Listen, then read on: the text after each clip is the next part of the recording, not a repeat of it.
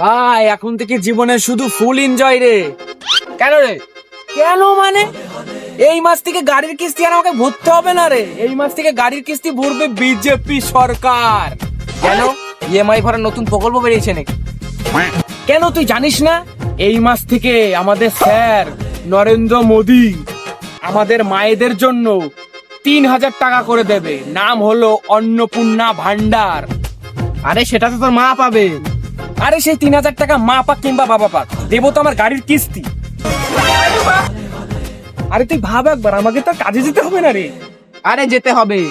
তুই কি খবর টবর দেখিস না? শুভেন্দু বাবু কি বলেছে? কি?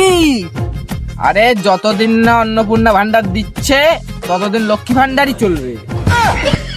মানে এই মাস থেকে আমি আর 3,000 টাকা পাবো না, সেই 1,500 টাকা লক্ষ্মীর ভান্ডার। তাহলে আমাকে আবার ফের লেবারি কাজে যেতে হবে।